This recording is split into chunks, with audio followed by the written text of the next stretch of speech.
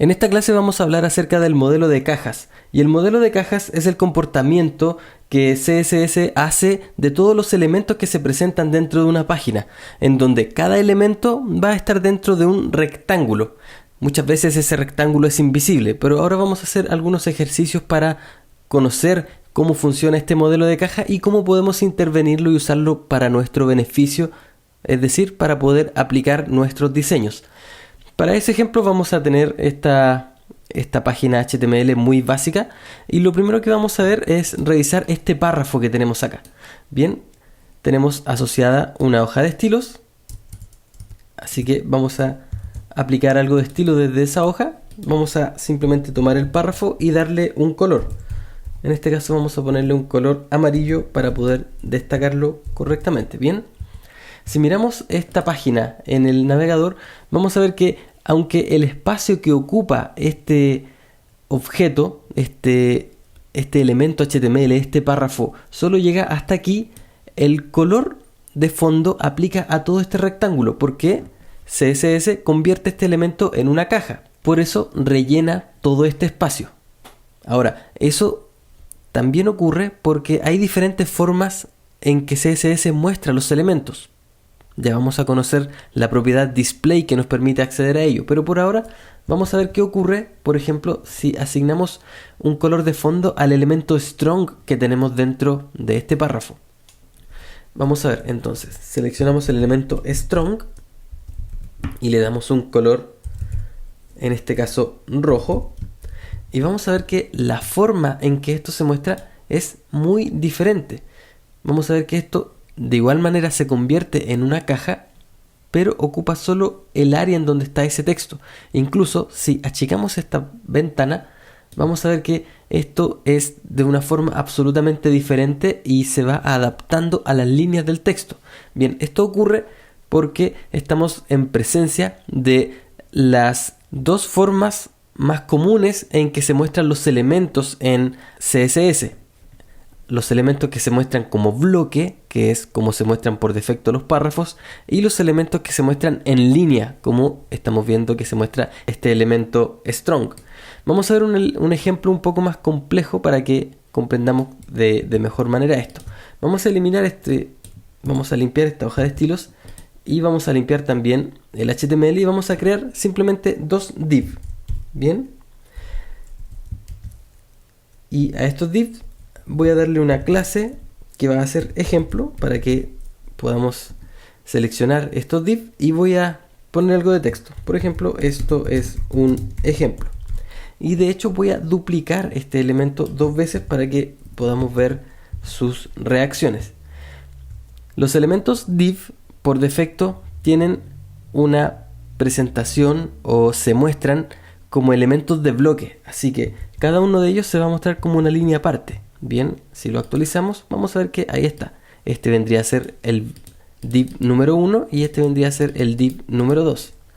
Bien, ahora trabajemos con ellos en CSS. Vamos a llamar al selector de clase, que en este caso es ejemplo, y vamos a darle un color de fondo, tal como lo hicimos anteriormente, para poder identificarlos. Bien, voy a aplicar un background, voy a seleccionar un color con el selector de coda. Entonces voy a aplicar un celeste sencillo de esta forma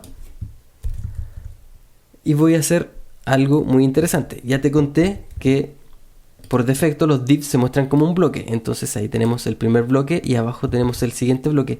Pero si nosotros queremos cambiar esto y hacer que se muestre en línea tal como lo hacíamos con el elemento strong, basta simplemente con que usemos la propiedad display y en lugar de block, que es la forma en que los divs se muestran por defecto, podemos cambiarlo a inline, y eso hace que este elemento con la clase ejemplo se muestre en línea tal como lo hacía un elemento strong o como lo hace un enlace por defecto. Ahora, no solamente la propiedad display se limita a las opciones de bloque o en línea, también tenemos otras alternativas, y una de las que con mayor frecuencia vamos a utilizar porque es muy útil es un híbrido entre el elemento que se muestra en línea y el elemento que se muestra en bloque, que es precisamente bloque en línea o inline block. ¿Qué significa esto? Que los elementos mantienen sus propiedades de bloque, pero se muestran en línea uno al lado del otro. Es decir, podemos asignarle algunas propiedades adicionales como anchos, altos y márgenes, y esos se van a respetar e incluso van a permitir mostrarse uno al lado del otro. Vamos a ver esto en funcionamiento. Vamos a por ahora mantenerlo como bloque para que podamos continuar con este ejemplo. Vamos a hacer lo siguiente. Voy a asignarle un margen a estos elementos de 20 píxeles y un padding también de 20 píxeles.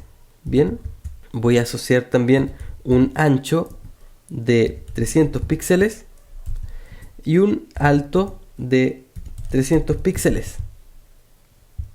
Y además voy a asignar un borde de unos 20 píxeles también, sólido, y voy a seleccionar un color también que sea interesante. Puede ser una versión más oscura del celeste que seleccionamos anteriormente. Si miramos esto que acabamos de hacer directamente en el navegador, vamos a ver que ahora lo que tenemos son dos recuadros bien grandes que responden a las dimensiones y a las características que definimos por CSS. Y como tenemos definido estos elementos como un display block, cada uno sigue mostrándose como un bloque y no se muestran el uno al lado del otro, pese a que tenemos bastante espacio para que lo hagan.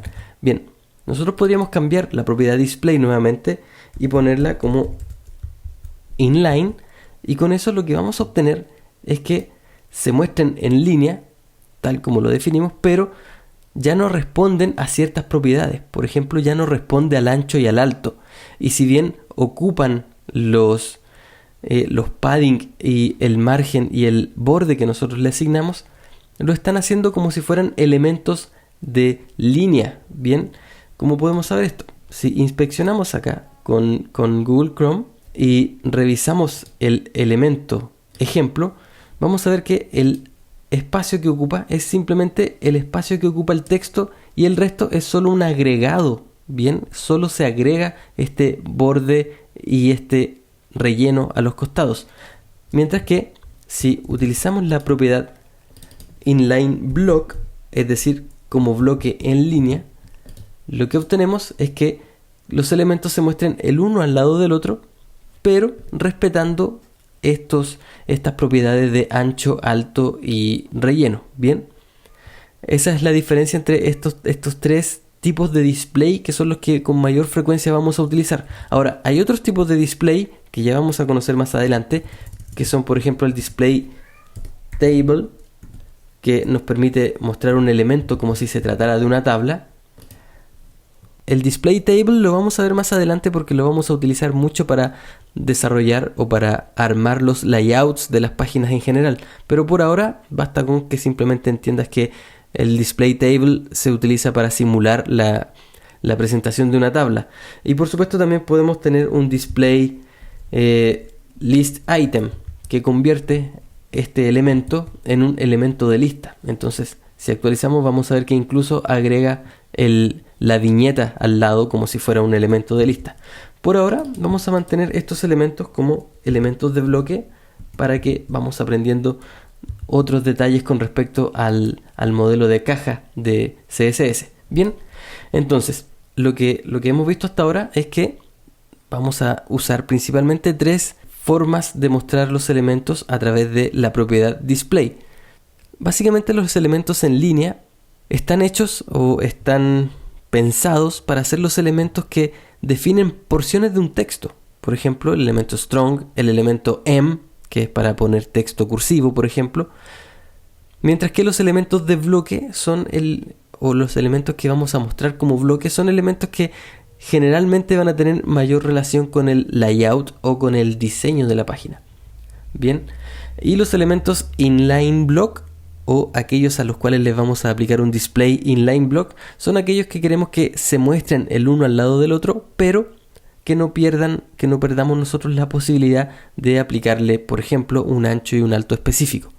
Vamos a ver algo muy interesante ahora con respecto al modelo de caja, porque si miramos lo que tenemos acá, por ejemplo, y aprovechándonos de las posibilidades que nos ofrece el inspector de Google Chrome, vamos a ver que a estos elementos le definimos un ancho y alto de 300 píxeles. Y como estamos viendo acá, el ancho y el alto de este elemento está definido en este lugar. Y como agregamos un relleno interior, ese relleno de 20 píxeles se agrega al ancho de estos 300 píxeles. Más encima, agregamos 20 píxeles de borde y eso también se agrega al ancho. Es decir, vamos a terminar con un elemento cuyo ancho es de 380 píxeles. Pero realmente nosotros queríamos un elemento de 300 píxeles. Nosotros podemos hacer que este elemento realmente tenga 300 píxeles, incluyendo el relleno interior e incluyendo el borde. Y para ello vamos a tener que utilizar una propiedad llamada Box Sizing. Y Box Sizing nos va a permitir principalmente dos opciones, dos valores. El primer valor va a ser Content Box, que es el valor que tenemos aplicado por defecto acá.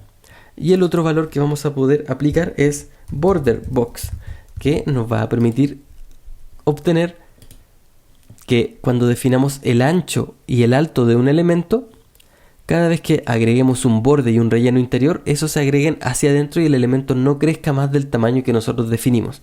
Vamos a ver un ejemplo, vamos a separar estas dos cajas para que podamos identificar cómo se aplican estas dos propiedades. Al primer div vamos a agregarle una nueva clase.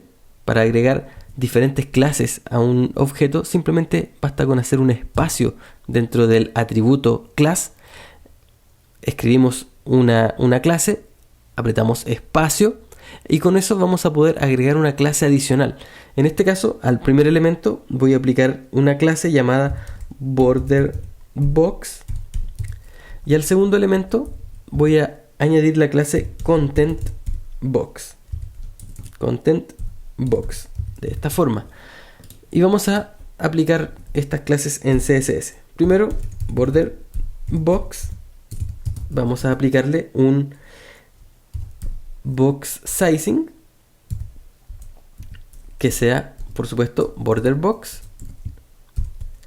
Y al elemento con la clase Content Box vamos a aplicarle también la clase, la propiedad Box Sizing, pero vamos a aplicar el valor Content Box. Y ahora vamos a ver muy visiblemente cuál es la diferencia entre estos dos elementos. Mientras que el primero, el que definimos como Border Box, va a definir el ancho y el alto, incluyendo el borde y el padding interior o el relleno interior. Mientras que cuando usamos Content Box, cada vez que definimos el ancho y el alto, esto define solamente el ancho y el alto del contenido, mientras que el relleno y el borde se agregan o se añaden a este ancho y a este alto. Ahora, ¿por qué existen estos dos modelos?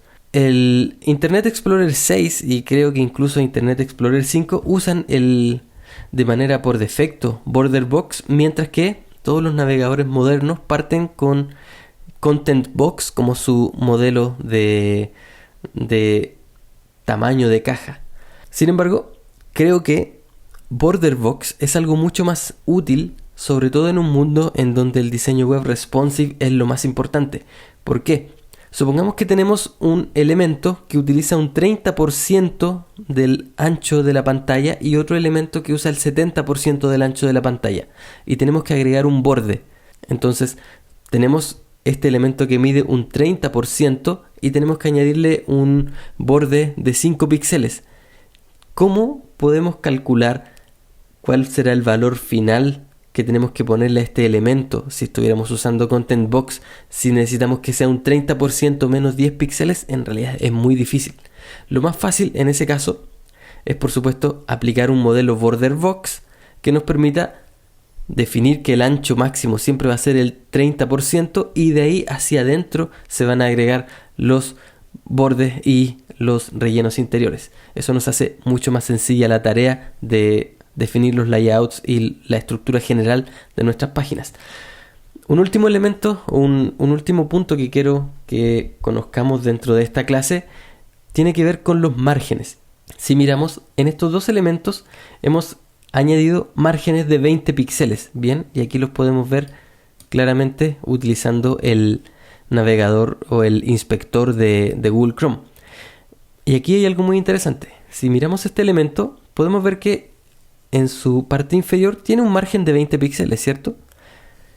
E incluso el elemento inferior tiene un margen superior de 20 píxeles, pero estos márgenes se superponen.